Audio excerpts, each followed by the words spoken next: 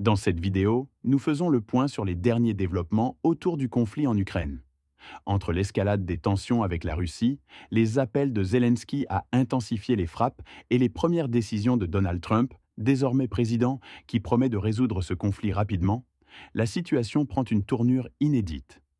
Découvrez le contexte détaillé avant une analyse et un commentaire approfondi en fin de vidéo. Donald Trump pourrait-il être la clé pour mettre fin à la guerre en Ukraine? Et si cela est possible, à quel prix? Alors que le conflit perdure, l'attention se concentre sur Donald Trump.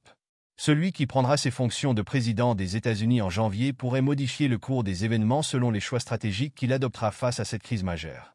Je réglerai le conflit en 24 heures. C'est une déclaration audacieuse faite par Donald Trump au cours de sa campagne, affirmant également « Je connais bien Zelensky, je connais bien Poutine ». Il va même jusqu'à évoquer une négociation qu'il considère comme simple. Avant d'examiner en détail les intentions de Donald Trump, il est essentiel de faire un point sur la situation actuelle et la position des alliés de l'Ukraine. Récemment, après des mois de réticence, le président américain Joe Biden a autorisé l'utilisation par l'Ukraine de missiles à longue portée pour viser des cibles en territoire russe.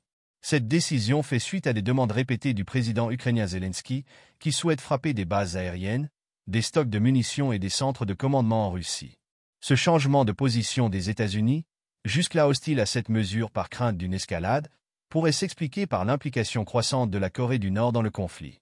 Avec l'envoi d'environ 10 000 soldats pour soutenir la Russie, Pyongyang a intensifié les tensions, poussant Washington à réévaluer sa stratégie.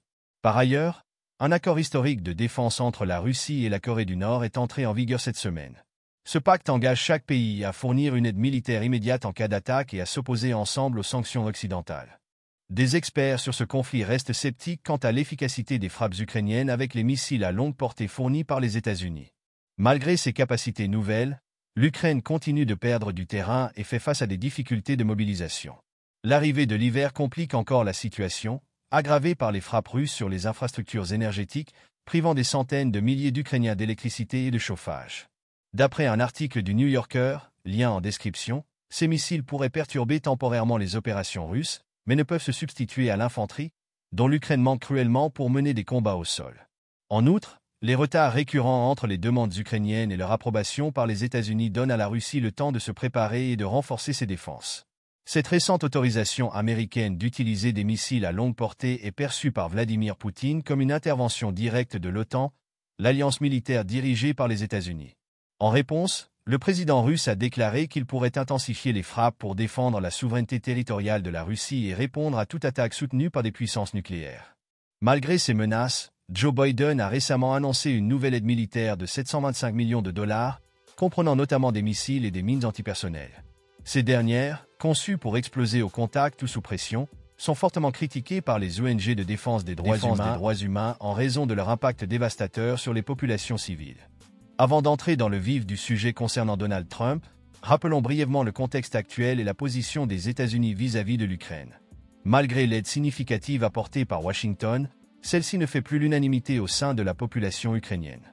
Beaucoup estiment qu'elle reste insuffisante pour changer le cours du conflit. Depuis peu, Joe Biden a donné son feu vert pour que l'Ukraine utilise des missiles à longue portée sur le territoire russe. Cependant, ces décisions tardives donnent souvent à la Russie le temps de s'adapter, limitant l'impact stratégique de ces frappes. En parallèle, l'hiver aggrave les conditions de vie, avec des millions d'Ukrainiens privés d'électricité à cause des frappes russes sur les infrastructures. De son côté, Donald Trump a d'ores et déjà nommé le général à la retraite Keith Kellogg comme émissaire pour l'Ukraine et la Russie. Ce dernier a suggéré de conditionner l'aide militaire à des négociations avec Moscou, une position qui pourrait bénéficier à la Russie. Par ailleurs, l'idée d'une zone démilitarisée sur la ligne de front est envisagée, ce qui impliquerait une perte de territoire pour l'Ukraine. Trump propose également une pause dans le processus d'adhésion de l'Ukraine à l'OTAN, ce qui va à l'encontre des appels récents de Zelensky pour accélérer cette intégration. Cependant, la population ukrainienne reste divisée. Si certains voient Trump comme une opportunité imprévisible de mettre fin au conflit, d'autres redoutent des concessions irréversibles. Du côté russe, bien que la guerre mobilise d'importantes ressources humaines et économiques, Moscou poursuit ses avancées territoriales, ce qui diminue son intérêt immédiat pour des négociations. Un sondage récent révèle néanmoins que 32% des Ukrainiens seraient prêts à céder une partie du territoire en échange de la paix, une hausse significative par rapport aux 14% enregistrés il y a un an. Ce chiffre illustre une lassitude croissante face à un conflit qui semble s'enliser. Alors que Trump prendra ses fonctions en janvier, la communauté internationale suit de près ses initiatives et l'impact qu'elles pourraient avoir sur la fin de cette guerre. La situation en Ukraine illustre un enchevêtrement complexe d'enjeux militaires, diplomatiques et géopolitiques, auxquels s'ajoutent des tensions croissantes entre les grandes puissances. Les décisions récentes, comme celle de Joe Biden d'autoriser l'usage de missiles longue portée par l'Ukraine, marquent un tournant stratégique. Cela pourrait intensifier le conflit, notamment en raison de l'implication croissante de la Corée du Nord aux côtés de la Russie. Pyongyang ne se contente plus de fournir un soutien rhétorique, mais envoie des soldats et conclut des accords militaires avec Moscou, créant une dynamique qui rappelle les alliances de la guerre froide. Cependant, cette escalade n'est pas sans risque. Les frappes sur des cibles en territoire russe pourraient être perçues comme une violation des lignes rouges définies par Moscou. Cela pourrait provoquer des ripostes sévères, intensifiant les frappes sur les infrastructures ukrainiennes, ce qui aggraverait les souffrances civiles, en particulier avec l'arrivée de l'hiver. Les déclarations de Poutine concernant une intensification des frappes pour défendre la souveraineté démontrent que le Kremlin est prêt à durcir sa position si les attaques ukrainiennes persistent. Les positions divergentes des leaders mondiaux.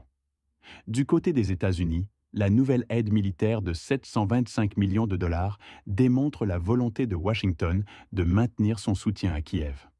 Toutefois, cette stratégie ne fait plus l'unanimité, ni en Ukraine, où la lassitude face à la guerre grandit, ni parmi les alliés occidentaux, certains appelant à une solution diplomatique. Cela contraste fortement avec la position de Donald Trump, qui promet de régler le conflit en 24 heures.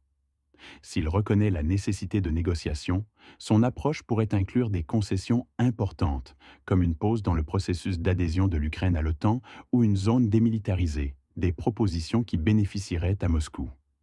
De son côté, Zelensky insiste sur l'intégration rapide à l'OTAN et le soutien militaire pour contrer l'offensive russe.